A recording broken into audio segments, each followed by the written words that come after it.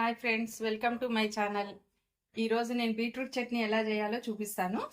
అందుకు కావాల్సిన పదార్థాలు: శనగపప్పు 2 స్పూన్స్, మినపప్పు 1 స్పూను, జీలకర్ర, వెల్లుల్లి. జీలకర్ర ఒక హాఫ్ టీ స్పూన్ తీసుకోవాలండి. మెంతులు 1/2 టీ స్పూన్, రెడ్ మిర్చి ఒక 7-8, నిమ్మకాయ సైజ్ అంతా చింతపండు, పచ్చిమిర్చి. బీట్రూట్ 1 కేజీ తీసుకున్నాను. ఇప్పుడు మనం బీట్రూట్ చట్నీ ఎలా తయారు చేయాలో చూద్దాము. నా ఛానల్ని లైక్ చేయండి, సబ్స్క్రైబ్ చేయండి, షేర్ చేయండి. ఇప్పుడు మనం స్టవ్ వెలిగించి బాండి పెట్టుకుందామండి. ఫస్ట్ బాండి పెట్టాక కొంచెం హీట్ ఎక్కనిద్దాం. బాండి హీట్ ఎక్కింది. హీట్ ఎక్కాక ఇప్పుడు మనం ఇవన్నీ వేయించుకుందాం, పచ్చివే వేయించుకుందాం, ఆయిల్ లేకుండా. శనగపప్పు, మినపప్పు,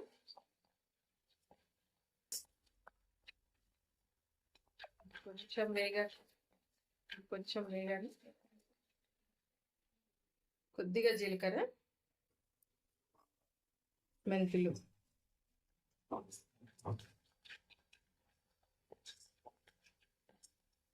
కొంచెం కలర్ మారే వరకు వేయించుదామండి. వేగిపోయినాయండి, కొంచెం కలర్ చేంజ్ అయింది. ఇప్పుడు మనం ఎండుమిర్చి వేసుకుందాము. అలాగే దీంట్లోని చింతపండు కూడా వేసేసుకుందాం.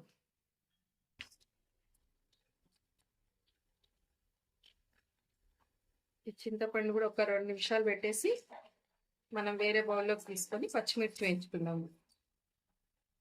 ఓకే ఫ్రెండ్స్, ఇప్పుడు మనకి ఇవి వేగిపోయినాయి. ఇవి అన్నీ ఒక గిన్నెలోకి తీసేసుకుందాము.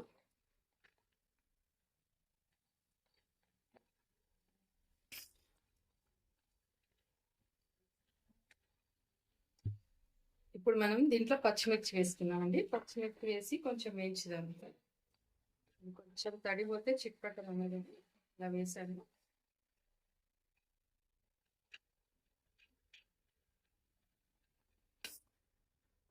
ఆయిల్ వేద్దాము.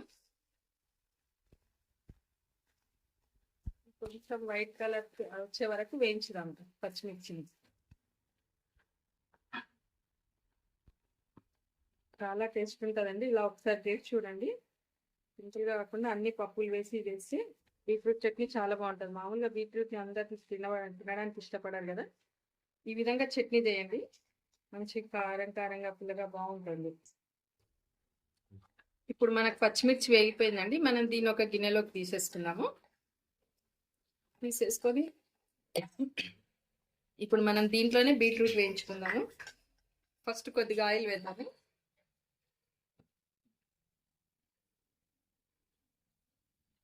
బీట్రూట్లో మనకు ఎక్కువ ఆయిల్ కూడా ఏం పట్టదండి. నేను 1 కేజీ వేసుకున్నాను కాబట్టి ఇంత ఆయిల్ వేసుకున్నాను.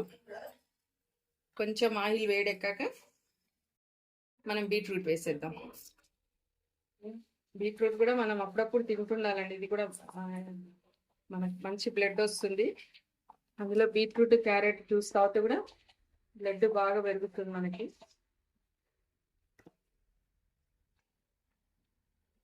దీన్ని కూడా మనం కొంచెం కలర్ చేంజ్ అయ్యే వరకు వేయించుకుందాము. నేను చూపిస్తాను వేగినప్పుడు కలర్ ఎలా చేంజ్ అవుతుందో. కొంచెం టైం పడుతుందండి వేగడానికి. మనకి బీట్రూట్ బాగా వేగిపోయిందండి. ఇప్పుడు మీకు కలర్ మారింది చూడండి, డార్క్ కలర్ వచ్చేస్తుంది. కొంచెం ఇలా పట్టుకున్నప్పుడు కూడా ఇట్లా విరుగుతుందండి మనకి బీట్రూట్. అప్పుడు మనకి ఇది వేగిపోయినట్టు. ఇప్పుడు మనం దీని దించి ఒక గిన్నెలో వేసి చల్లారబెట్టుకుందాం. మనకు బీట్రూట్ చల్లారేలోపు మనం పోపు పెట్టేసుకున్నామండి. బీట్రూట్ చట్నీకి కొంచెం ఒక 1 స్పూన్ ఆయిల్ వేడెక్కుతుంది ఫస్ట్. ఇప్పుడు మనకు ఆయిల్ హీట్ ఎక్కిపోయిందండి. ఇప్పుడు మనం దీంట్లో పోపుకి కొంచెం శనగపప్పు, ఆవాలు, కొద్దిగా జీలకర్ర అండి. ఆల్రెడీ మనం దాంట్లో వేసుకుంటాం కాబట్టి. ఎండుమిర్చి, వెల్లుల్లిపాయలు,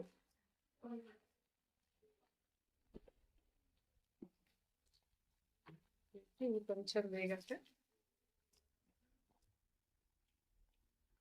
కొంచెం కరివేపాకు. పోపు బాగా వేడెక్కాక ఆఫ్ చేసేసుకున్నాం స్టవ్. ఇది పక్కన పెట్టేసుకుందాం. పోపులో కొంచెం పసుపు వేసుకుందామండి మనము. పోపులో పసుపు వేసుకుంటే కలర్ బాగా వస్తుంది. కొంచెం గ్రైండ్ చేసేటప్పుడు వేసుకుందాము. ఓకే, ఇప్పుడు పోపుని పక్కన పెట్టేసుకుందాం.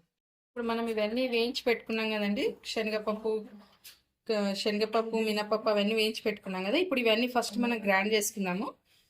చింతపండు, రెడ్డి మిర్చి, శనగపప్పు, మెంతులు, జీలకర్ర ఫస్ట్ ఒక చుట్టూ తిప్పేసుకొని దీంట్లో జీలకర్ర కూడా వేసేసుకుందాము. ఆల్రెడీ కొంచెం వేయించుకున్నాం కదా జీలకర్ర, మళ్ళీ పచ్చి జీలకర్ర కూడా కొద్దిగా వేద్దాం.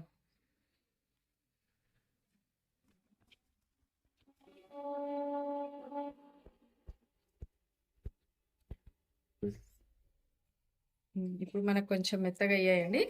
దీంట్లోనే మనము వెల్లుల్లిపాయలు, పచ్చిమిర్చి, కొంచెం పసుపు, ఆల్రెడీ మనం పోపులో పెట్టుకుంటాం కాబట్టి ఇక్కడ కొంచెం కొంచెం సాల్ట్ మనకు చూసి తగినంత వేసుకుందామండి. బీట్రూట్లో మనకు కొంచెం సాల్ట్ పడుతుంది, ఎక్కువనే పడుతుంది. ఎందుకంటే బీట్రూట్ కొద్దిగా తీయగా ఉంటుంది కదా, కారం కూడా ఎక్కువ వేసుకుంటాం కాబట్టి సాల్ట్ కూడా కొద్దిగా ఎక్కువనే పడుతుంది. ఓకే అండి, ఇప్పుడు మనకు బీట్రూట్ చల్లారిన తర్వాత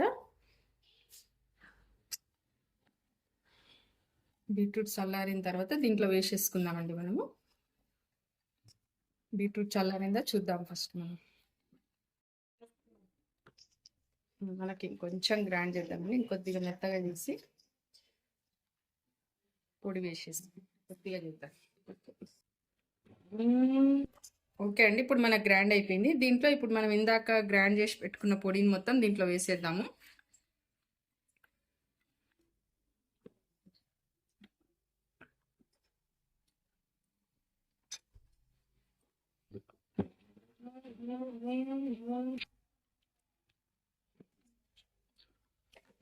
ఇంకొకసారి గ్రైండ్ చేద్దామండి.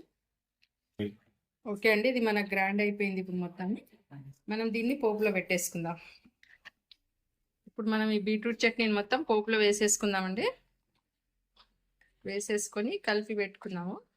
ఇది రైస్లోకి కానీ, చపాతీల్లోకి కానీ, జొన్న రొట్టెలో కానీ చాలా బాగుంటుంది. ఇలా బాగా కలిపేసుకోవాలండి పోపుని మొత్తము. ఓకే ఫ్రెండ్స్, ఇప్పుడు మనకు బీట్రూట్ చట్నీ రెడీ అయిపోయింది. ఇట్లా చేసి చూడండి, చాలా టేస్ట్గా ఉంటుంది. బీట్రూట్ తినని వాళ్ళు కూడా తింటారు. Thank you friends.